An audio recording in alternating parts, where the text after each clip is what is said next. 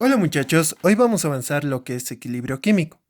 Para comenzar, debemos saber que todo sistema químico llega al equilibrio en un determinado tiempo. Ahora, ¿cuáles son las características de este equilibrio? Este equilibrio es reversible, espontáneo y dinámico. Ahora, ¿a qué nos referimos con reversible? Supongamos que tenemos la siguiente ecuación. A más B me genera C, tal como indica la flecha rojita.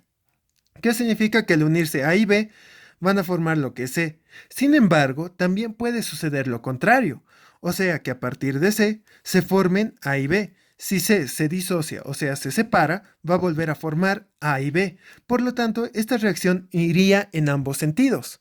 A esto se refiere con reversible. Ahora, espontáneo. ¿A qué se va con esto? Supongamos que tenemos la siguiente reacción química, y para que llegue el equilibrio, esta no necesita de nuestra intervención, o sea, de nuestra ayuda, no necesita que nosotros aumentemos la presión, concentración, temperatura, etcétera. La cosa es que esta reacción va a llegar al equilibrio en un determinado tiempo sin nuestra intervención. A eso se refiere con espontáneo. Finalmente tenemos lo de dinámico.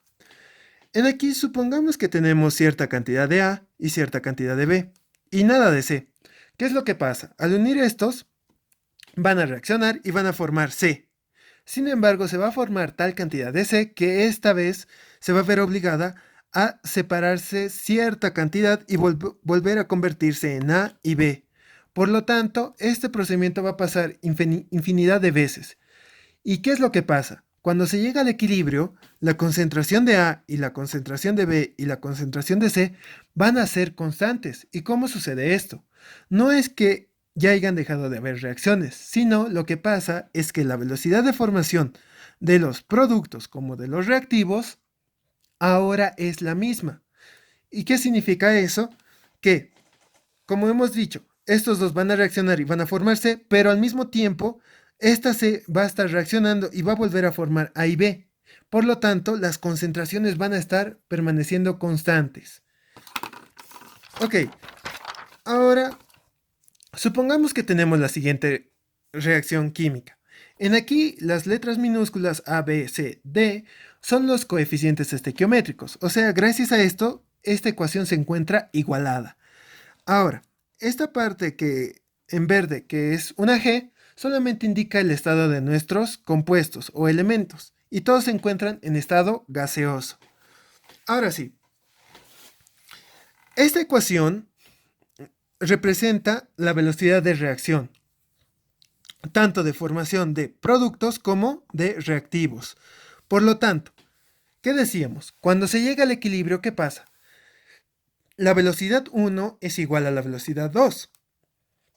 Entonces se forma esta nueva reacción. Y en aquí lo que podríamos hacer es en un lado pasar todas las Ks y en otro pasar todas las concentraciones. Y como resultado obtenemos esto. Y este cociente entre las constantes Ks se denomina la constante de equilibrio. Ahora, para ser más específicos, esta constante de equilibrio va a estar en función de concentraciones, como podemos observar. Entonces, ¿qué es lo que pasa? A esta constante en función de las concentraciones se le denomina Kc, por obvias razones. Ahora, como hemos visto, nosotros vamos a trabajar más que todo con lo que son gases. Entonces, lo más conveniente sería trabajar o medir presiones, ¿no ve? Entonces también ahí entra lo que es Kp, que es la constante de equilibrio, pero en función a las presiones. Esta vez, donde iban las concentraciones, va a ir lo que son las presión de C, D, A y B. Ahora, también hay la constante de equilibrio en función a las fracciones molares, o sea, a X. Entonces, en aquí tenemos otra vez lo mismo. Ahora, finalmente podemos hallar también este tipo de relaciones, en la que hay A y Kp es igual a Kc, todo esto elevado a la delta n. Ahora, para una leve idea, esto surge de esta ecuación 1. ¿Y cómo? Simplemente vamos a usar lo que nosotros ya conocemos, la ley de los gases ideales, el famoso pavo ratón, ¿no ve? Y ahora de aquí podríamos despejar lo que es la expresión. ¿Cómo nos quedaría? RT por este volumen va a pasar a dividir, pero lo voy a pasar a dividir de la siguiente manera. ¿Y qué tengo aquí? Esta N representa moles. Moles sobre volumen, ¿qué se podría llamar? Todo esto podríamos llamarlo que es una concentración. Entonces, sustituir esto, perdón, RT por la concentración en vez de las presiones, nos va a llevar a la siguiente relación. Entonces, lo mismo sucede para esta parte. En aquí tenemos Kp en función de Kx. ¿Qué es lo que pasa? Podemos igual partir de la presión. ¿Qué sabíamos? Que la fracción molar de A, supongamos, va a ser igual a la presión parcial de A sobre la presión total. Entonces, en aquí podemos despejar lo que es la presión parcial de A y nos va a quedar que es la fracción molar de A por la presión total. Y entonces sustituimos esta ecuación en lo que es otra vez 1 y vamos a llegar a esta relación.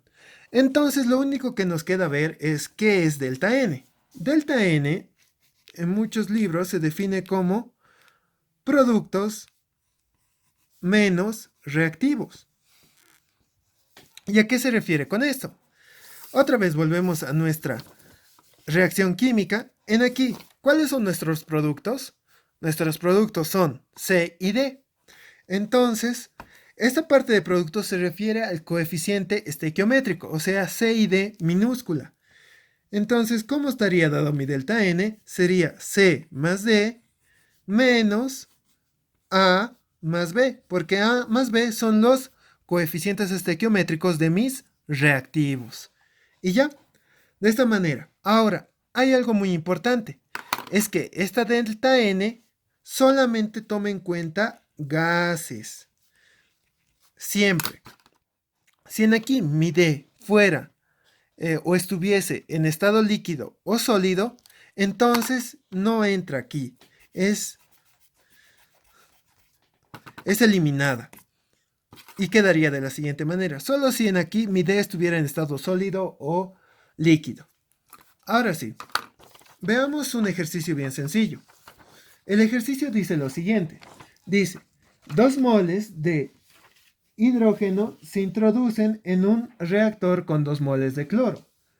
El reactor tiene un volumen de 2 litros de capacidad. Si el sistema alcanza el equilibrio a 600 grados centígrados, siendo Kc igual a 0,16, determinar la concentración del cloruro de hidrógeno formado en el estado de equilibrio para la siguiente reacción. Y cuando nos dice siguiente reacción, se refiere a esta. Ahora sí, lo primero que tenemos que hacer es, obviamente, anotar datos. En aquí nos dice 2 moles de hidrógeno. Entonces, N significa moles. De hidrógeno tenemos 2 mol. Y también dice que tenemos 2 moles de cloro gaseoso. ¿No ve? Entonces aquí tenemos 2 mol. 2 mol, 2 mol.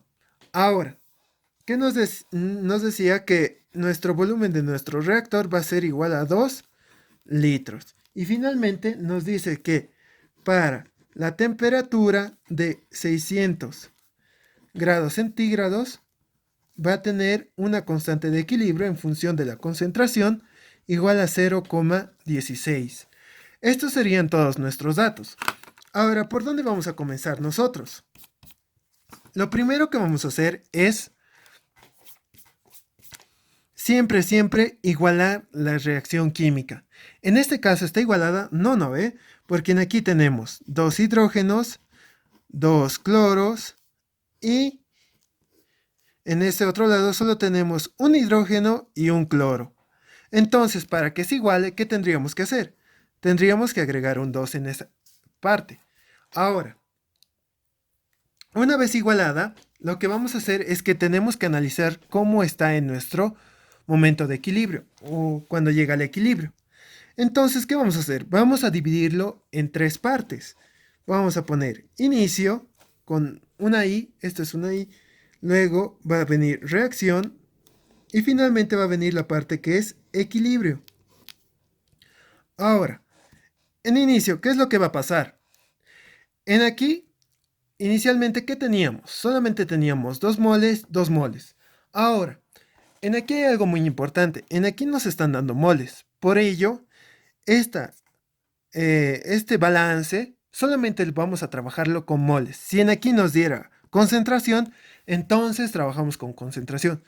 Pero mucho cuidado. Cuidado con querer volver estos moles a concentración directamente. Eso les va a generar un error, ¿ya? Así que vamos a trabajar con moles. En aquí inicialmente teníamos 2 moles de hidrógeno, 2 moles de cloro. ¿Y cuánto teníamos de esto? Nada, ¿no ve? Esto era cero. Ahora, cuando ha reaccionado, ¿qué es lo que ha pasado? Cierta cantidad de estos 2 moles se ha consumido y ¿qué ha pasado? Se ha vuelto el cloruro de hidrógeno, pero no sabemos cuánto ha sido, así que le vamos a denominar X. Y como se ha perdido, le vamos a denominar menos X. Y en aquí lo mismo, cierta cantidad de cloro ha reaccionado y se ha perdido y ha formado lo que es esto. Entonces, ¿qué ha pasado en este lado? Se ha formado, ¿no ve? Entonces, por lo tanto, en acá va a ser más X. Pero hay algo muy importante y por eso es que siempre tenemos que igualar. Este 2 también va a afectar en este lado.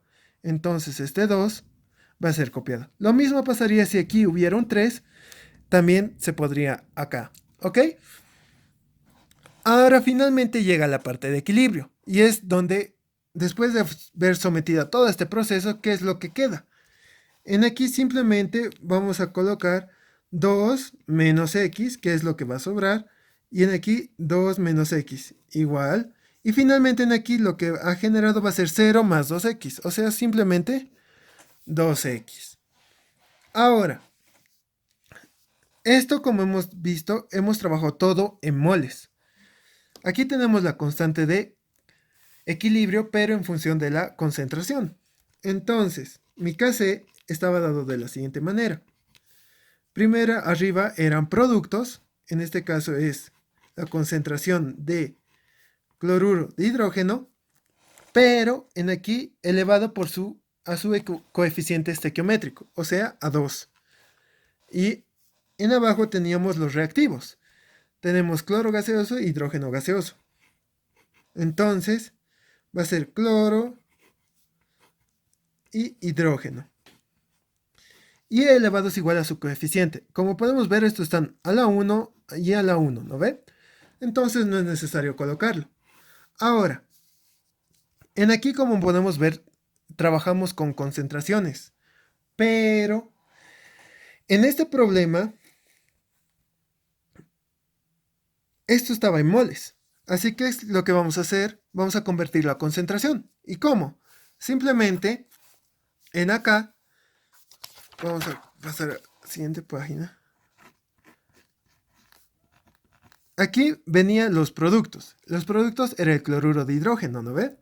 Entonces, ¿qué es lo que va a pasar?